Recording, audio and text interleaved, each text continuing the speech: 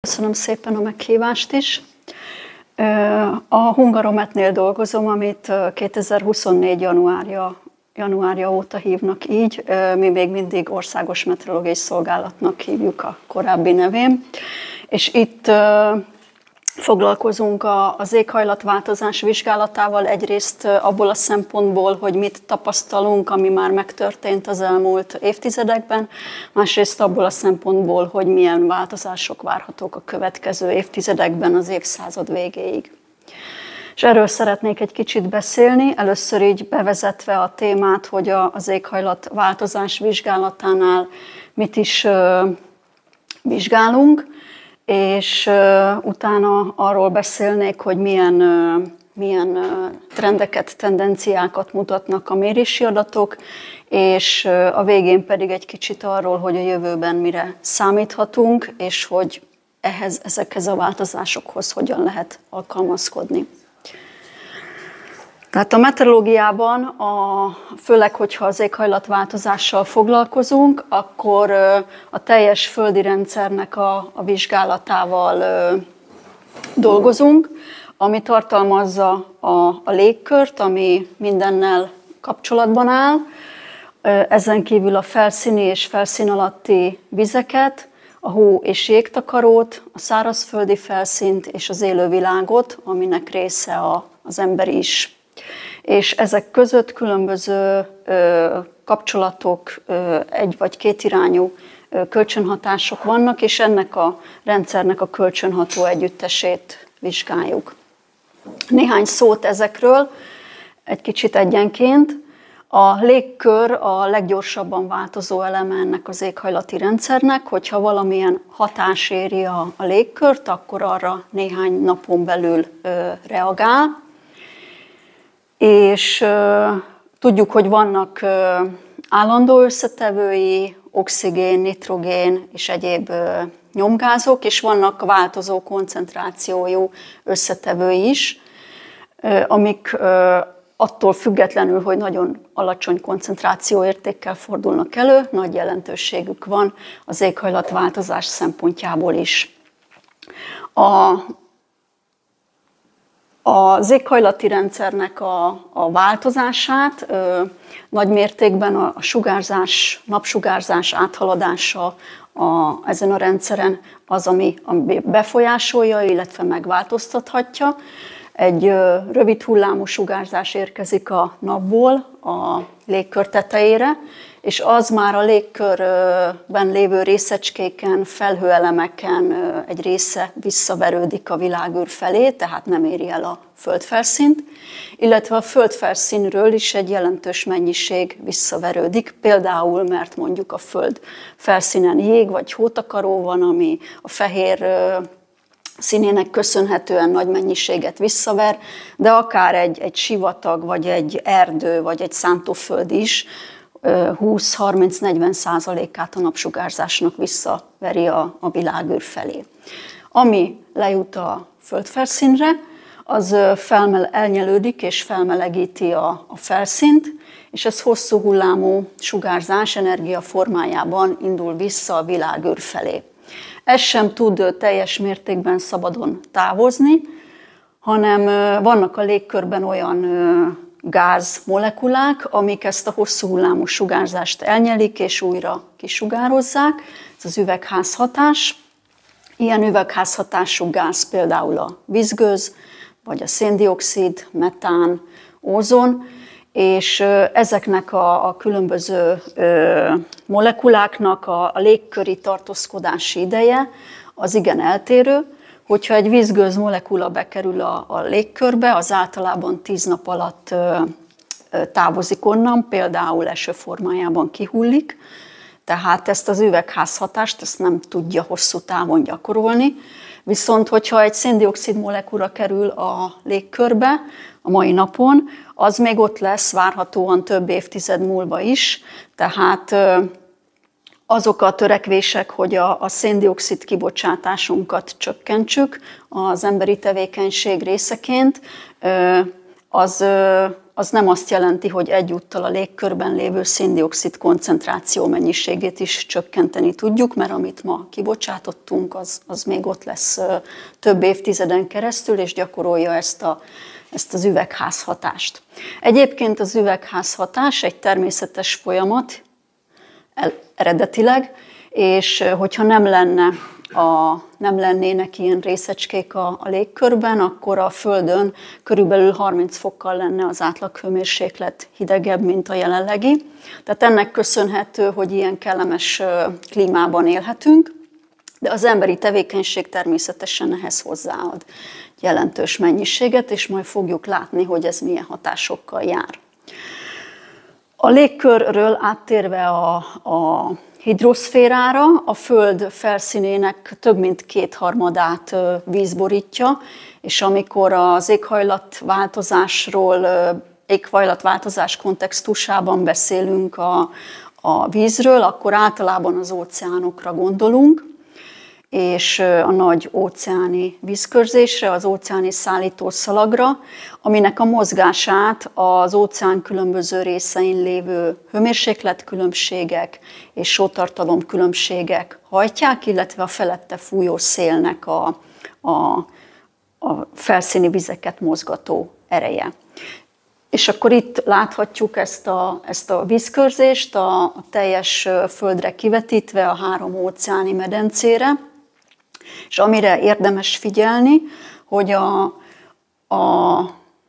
hogy a trópusi területek felől a meleg és sós víz a poláris területek felé szállítódik, az a sótartalomnak és a hőmérséklet különbségnek köszönhetően elég nyilvánvaló, de az, hogy hol tud ez a kör így a teljes 3 dimenziójában, az óceán teljes mélységében bezárulni, az különösen érdekes, hogy itt az északi sarki területeken történik meg.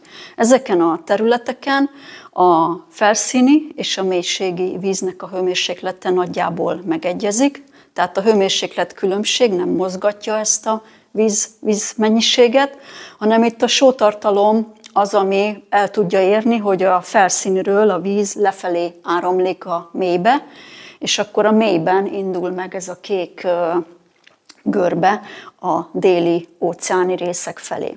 És ez azért fontos, mert ez csak egy ilyen kis területen történik meg ez a leáramlás, és hogyha ez a kis terület valami ilyen módon megváltozik, akkor ennek az áramlásnak az intenzitása is megváltozik. Például hogyan változhat ez meg?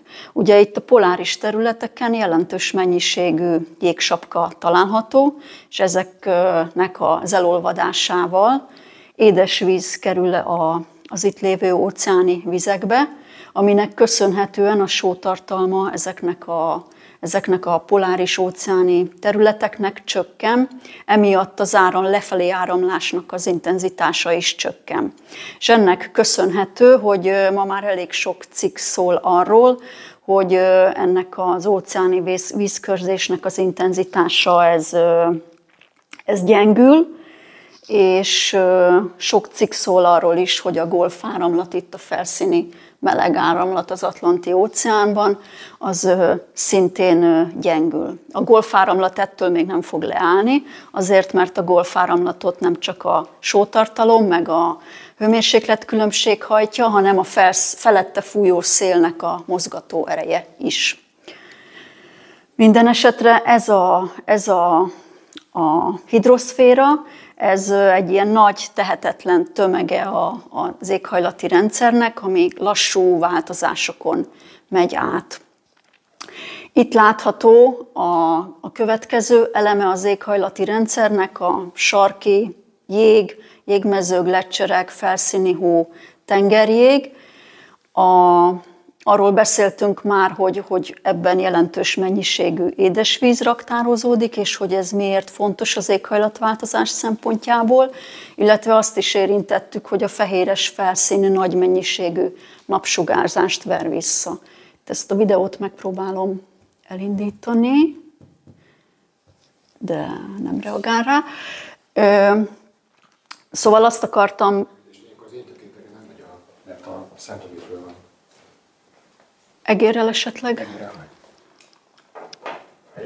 Ezt, igen. Igen.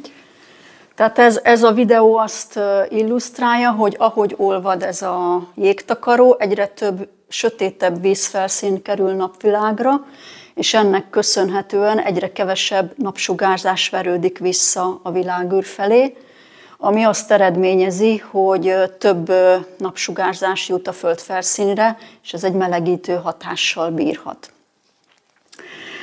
Arról is beszéltünk, hogy a szárazföldi felszín is képes visszaverni a napsugárzás egy jelentős részét, tehát ebből a szempontból is fontos szerepe van a szárazföldnek, és az élővilágról még néhány szót. Modellezés szempontjából elsősorban a növényeknek a folyamatait szoktuk modellezni, szimulálni, hogy hogyan változnak és milyen hatással vannak, de az ember is igen fontos része ennek az élővilágnak, és ez az ábra azt illusztrálja, hogy azok a modellszimulációk, amikben nem vesszük figyelembe az emberi tevékenység hatását, hanem csak természetes hatásokat veszünk figyelembe, az elmúlt 170 évre próbáljuk az elmúlt éghajlatot leírni modellszimulációkkal, akkor ezek az eredmények nem adják vissza azt a hőmérsékletváltozást, amit itt feketével látunk, ami az elmúlt évtizedekben történt, különösen ezt a felívelő szakaszt. Míg ha figyelembe vesszük az emberi tevékenységnek a hatását is, ebben a barna sávban olyan modellkísérletek vannak, akkor ezek az eredmények implicit módon azt bizonyítják, hogy az emberi tevékenység figyelembe vétele nélkül az elmúlt évtizedeknek a változásai nem mutathatók ki. Tehát ez is egy bizonyítéka annak, hogy az emberi tevékenységnek igen jelentős szerepe van abban, hogy az elmúlt évtizedekben a globális átlaghőmérséklet így megnövekedett. És akkor elindulunk egy kicsit abba az irányba, hogy az éghajlatról itt számszerűbben beszéljünk. Az időjárásról szerintem mindenki tudja, hogy micsoda. Ha kinézünk az ablakon, akkor azt látjuk, hogy most hány fok van, hogy fúj a szél, esik-e az eső, tehát valamilyen pillanatnyi állapotot, vagy ennek egy nagyon rövid időtávú fejlődését, egy-két napról beszélünk általában. Amikor az éghajlatról beszélünk, akkor viszont nem egy ilyen pillanatnyi állapotot jellemzünk, hanem egy hosszabb idő folyamán tanúsított viselkedést írunk le. Itt látható például egy ábra a magyarországi havonkénti csapadékösszegre, világos zölddel, egy 30 éves időszakon, 1991-2020 időszakon, ami alapján meg lehet állapítani, hogy Magyarországon általában nyáron hullik a legtöbb csapadék, és télen a legkevesebb. Ettől az egyes évek nyilván eltérhetnek, itt a 2024 van mellé fölrakva sötétzölddel, amikor a legtöbb csapadék szeptemberben hullott, a tavalyi évben. Emlékezhetünk még a Boris ciklonra, illetve volt egy második maximum a nyár elején is. Tehát amikor az éghajlatról beszélünk, akkor egy hosszabb időszak, mondjuk néhány évtized átlagáról és annak a statisztikai jellemzőiről beszélünk.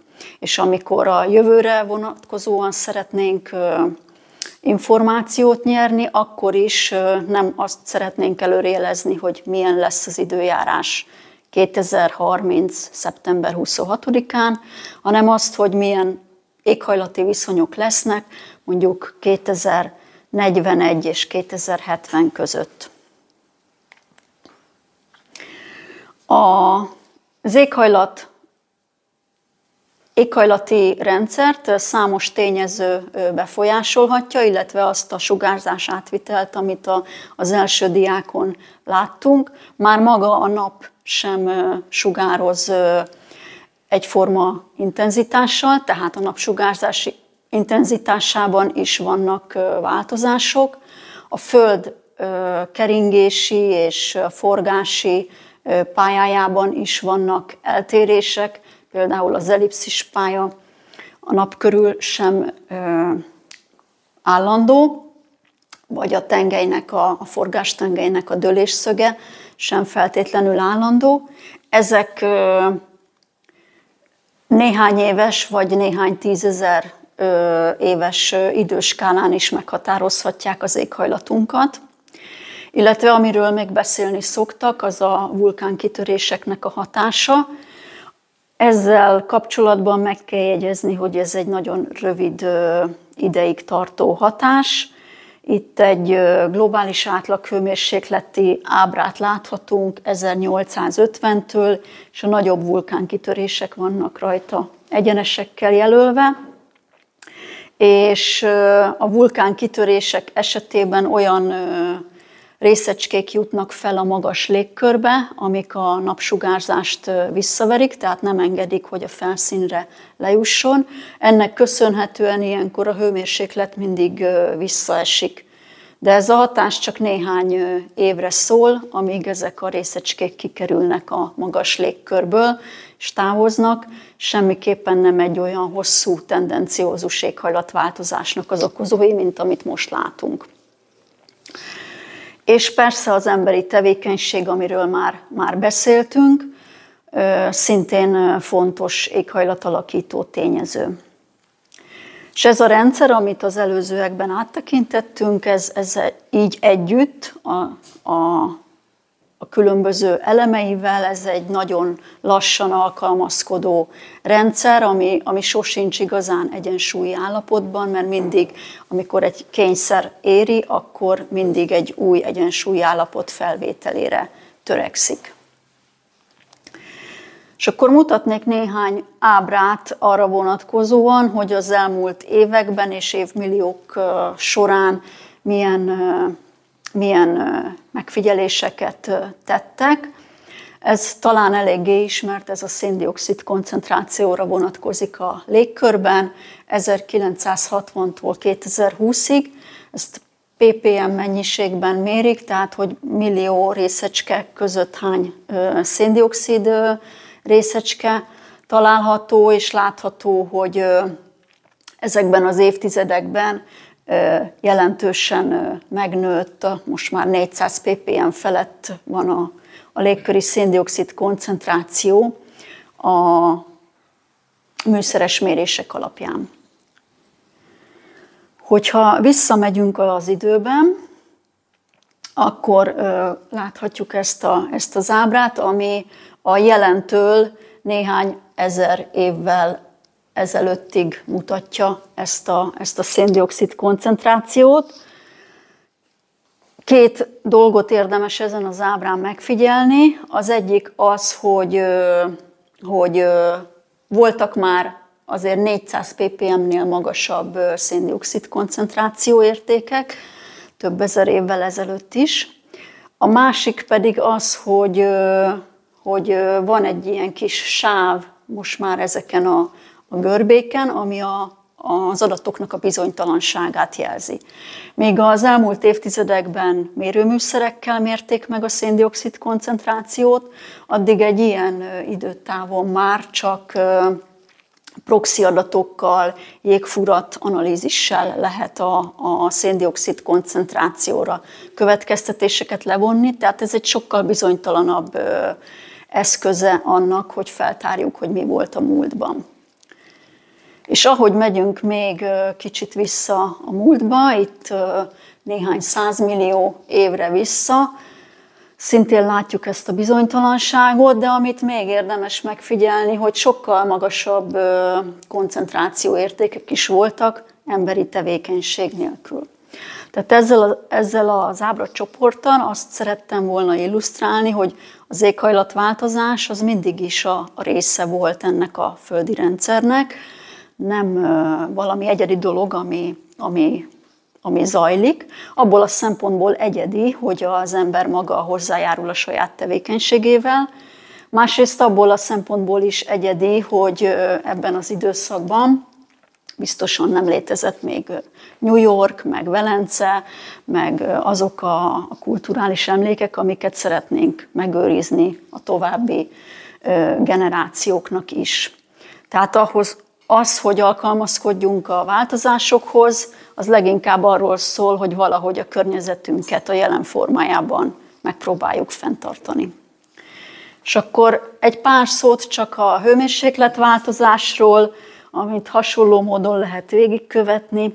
Itt az 1900-as évektől látható, már láttuk ezt az elmúlt évtizedekben felívelő globális átlaghőmérsékletet, és ahogy megyünk vissza az időben, ugye már itt sincsenek műszeres mérések, emiatt van ez a sáv itt az adatokon, ami a bizonytalanságot jelzi, és azt is látjuk, hogy voltak azért ilyen magas hőmérsékleti értékek, csak az üteme a változásnak az nem volt ilyen gyors, ami viszont az emberi tevékenységnek köszönhető. És akkor most áttérnék arra, hogy a jövőbeli változásokat hogyan írjuk le. Ennek az eszköze a modellezés. A modell az, mint minden modell, az a valóságnak egy egyszerűsített vagy idealizált mása, és a meteorológiai modellel speciálisan az a célunk, hogy megismerjük azt a rendszert, amit leírunk vele, és előrejelezzük. Ennek a hátterében fizikai törvények vannak, például ilyen fizikai törvények, energia megmaradás, tömeg megmaradás, és ezeknek az időbeli fejlődését írja le egy egyenletrendszer. Viszont ennek az egyenletrendszernek nincsen egy olyan megoldása, mint mondjuk a másodfokú egyenletnek, hanem ezt csak közelítő módon lehet megoldani. A közelítés az azt jelenti például, hogy a tartomány, amire mi szeretnénk előrejelzést készíteni, azt lefedjük egy háromdimenziós ráccsal, rácspontokban értelmezzük mondjuk a hőmérsékletet vagy a nedvességet, és az időbeli fejlődést is lépésenként adjuk meg. A rácspontok közötti távolságot, szomszédos rácspontok közötti távolságot hívjuk felbontásnak. És ezeket az egyenleteket, hát például így néz ki egy rács, a teljes Földre vonatkozóan, ezeket az egyenleteket nagy számítógépek segítségével oldjuk meg. Hogyha valaki egyszer ellátogat a meteorológiai szolgálathoz, és van lehetősége, akkor a gépteremben például ilyeneket láthat. Ezek ilyen szekrényméretű számítógépek. Azok a modellek, amik a teljes Földre vonatkozó folyamatokat leírják, azokat hívjuk globális modelleknek. Ezeknek a felbontása 100-250 kilométeres. Itt láthatunk egy illusztrációt a mi térségünkre, erre a Kelet-Közép-Európa térségére, ilyen 200 kilométeres felbontással, csapadékviszonyokra vonatkozóan, hogy mennyire gyenge az a leírás, ahol a rácspontok 200 kilométerre vannak egymástól. Például Magyarországról nem sok információt kaphatunk, és ez a medence jellegesen nagyon jelenik meg Magyarországnak, vagy itt akár az, hogy Olaszország az így egy szárazföldi terület ott a földközi tenger mellett, az sem igazán látszik egy ilyen modellel. Úgyhogy emiatt alkalmazunk olyan modelleket is, amik egy kisebb tartományra koncentrálnak, ezeket regionális modelleknek hívjuk, és így finomabb felbontáson tudjuk őket használni. Ez itt egy 25 kilométeres felbontású modell eredménye, ugyanaz a változó, ugyanaz a terület, ugyanaz az időszak, és sokkal részletesebb leírást tud adni, és a valósághoz közelebb is áll ez a típusú leírás. Tehát a globális modell az egy jó képet ad a planetáris változásokról, még hogyha kisebb térségekre vagyunk kíváncsiak, akkor célszerű ilyen finomabb felbontású modellt használni. Nagyon fontos, hogy az emberi tevékenységet is figyelembe vegyük, amikor a jövőre vonatkozóan készítünk modellszimulációkat. Viszont ha arra gondolunk, hogy a különböző kormányok éveken keresztül mennyit vitáznak azon, hogy a különböző kibocsátási egyezményeket ki fogadja el és ki nem, ki írja alá, akkor elgondolhatjuk, hogy a jövőkép, amit így a kormányok elénk tárnak, az meglehetősen bizonytalan. Úgyhogy vannak olyan forgatókönyvek, amik azt feltételezik, hogy az emberi tevékenységből származó kibocsátások ugyanazon a pályán fognak folytatódni az évszázad végéig, mint ahogy most vannak, nem változtatunk semmit. Magas kibocsátású pályák, és vannak olyanok, amik valamilyen alkalmazkodást tételeznek fel, tehát hogy visszafogják ezeket, vagy egyenesen akár ki is vonnak még a légkörből az üvegházhatású gázokból. És attól függően, hogy melyik forgatókönyvet használják a modellben, attól függően eltérő eredményre vezethet, ezt majd fogjuk látni. És emiatt, amikor a jövőre vonatkozóan készítünk modellkísérleteket, akkor sosem egy darab modellkísérletet tekintünk, hanem úgy válogatunk össze szimulációkat, hogy legyen benne többféle forgatókönyv és többféle modellel készült eredmény is. És akkor néhány konkrétumot mutatok mindjárt arról, hogy nálunk milyen kísérleteket végzünk.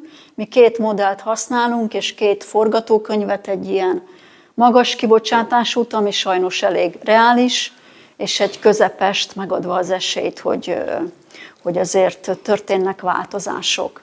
És a felbontás, amit használunk, az 10 kilométeres, tehát a rácspontok 10 kilométerre vannak egymástól, és van egy ilyen referencia időszak, amihez képest viszonyítjuk a változásokat, ez az 1971-2000, tehát amikor változásról beszélünk, akkor úgy legyen a fejünkben, hogy a változást azt ehhez viszonyítjuk most. És akkor először mutatok néhány ábrát arról, hogy Magyarországon milyen mérési eredmények vannak.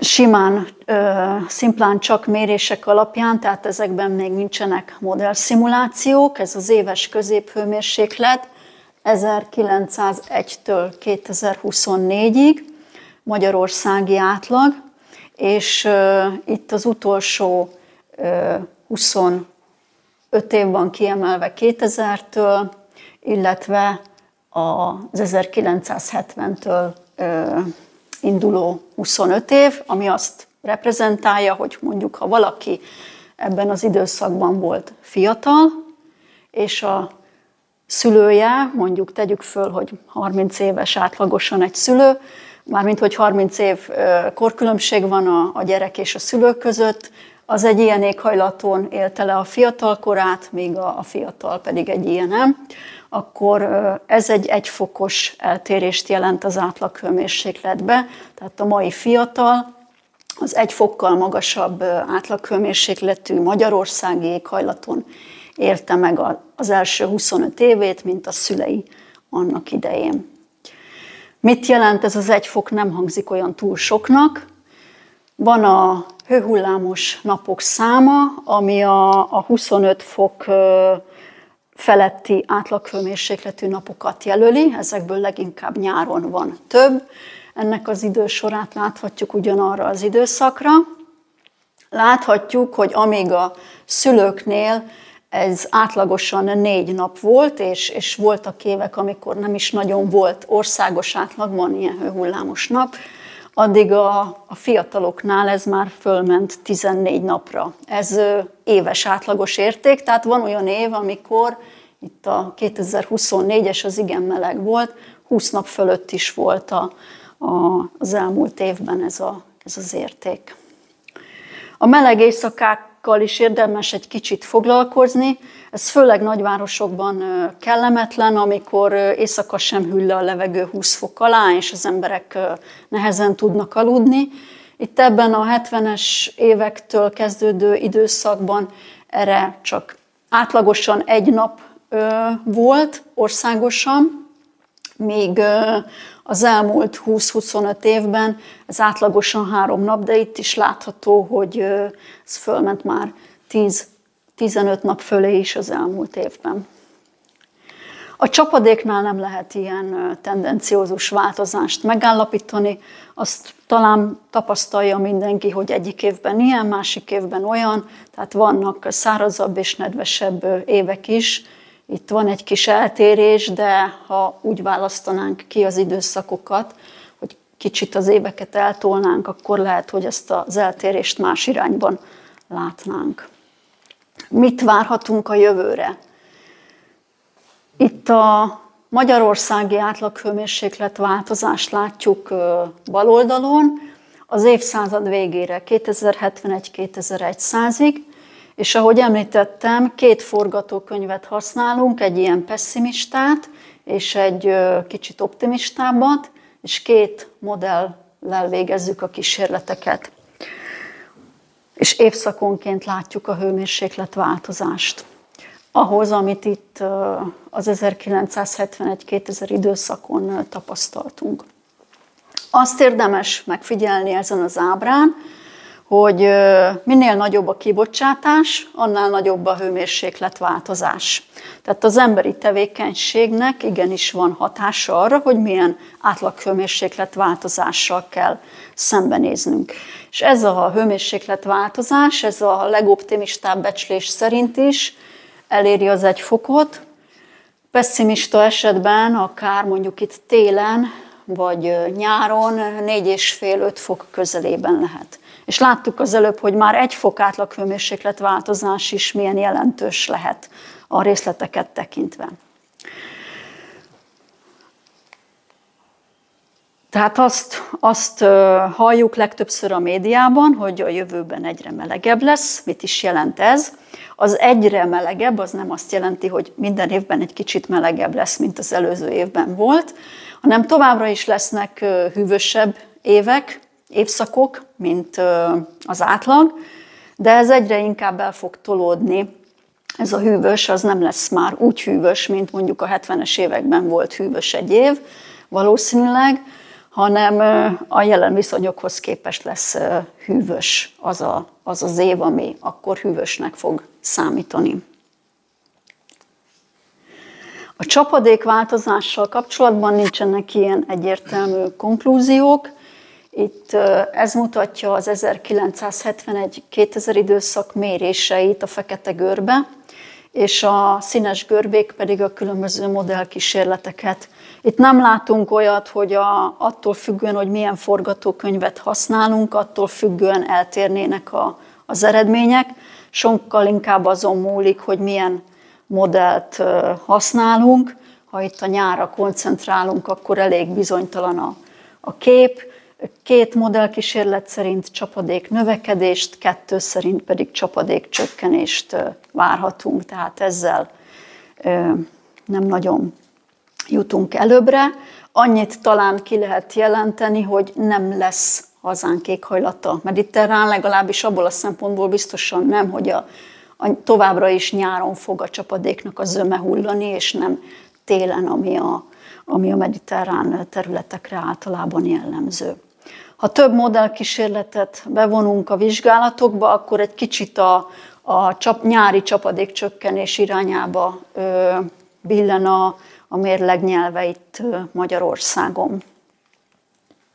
Hogyan lehet ezeket az eredményeket felhasználni? Ezek ugye csak a meteorológiai változások voltak, de nem tudjuk, vagy a meteorológus nem tudja, hogy ez milyen hatással bír az egészségre, vagy mondjuk egy városnak a jellemzőire. Úgyhogy ezek az információk, ezek adhatnak input adatokat az úgynevezett hatásvizsgálatokhoz. Például lehet a városi viszonyoknak a hatását is vizsgálni. A városokban ugye jellemző ez a már említett meleg éjszaka, amikor a beépített felszín miatt nem tud a város annyira kihűlni, mint a környezete, megreked éjszaka a hőség, és hogy ez mennyire lesz így a jövőben, azt lehet még ennél részletesebb modellszimulációkkal vizsgálni, mint itt ez mutatja. Budapestre vannak ilyen vizsgálataink, ezek az első vizsgálatok, mint a magyarországi legnagyobb városra, és fokozatosan megyünk a többi város felé is, hogy ezt megvizsgáljuk. A 10 kilométeres felbontáshoz egy ilyen modell jóval többet tud elérni, illetve egy ilyen modellel azt is lehet vizsgálni, hogyha valamit változtatunk a városon, például itt ebben az esetben mondjuk több parkot telepítünk, és mondjuk olyan parkot, amiben fa van, nem olyat, amiben csak fű meg bokrok, akkor az milyen hatással lesz a hőmérsékletre, mekkora hőmérsékletváltozást tudunk elérni ezzel.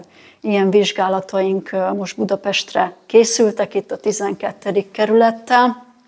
Nyilván a modell alátámasztotta, amit így józan ésszel gondol az ember, hogy a parkosítás az hőmérsékletcsökkentő hatással bír, míg ha a városi felszínt növeljük, és a parkoktól megszabadulunk, akkor az hőmérséklet növelő hatása lesz végeredményben. És elértem ezzel az előadásom végére, amivel azt szerettem volna megmutatni, hogy az éghajlatváltozás az részben természetes folyamat, aminek van egy antropogén aspektusa és felfokozó ereje, és hogy ennek a tanulmányozása a jövőre vonatkozóan modellekkel történik, viszont nagyon fontos, hogy a bizonytalanságát is figyelembe vegyük ezeknek a modellszimulációknak. Köszönöm szépen a figyelmet!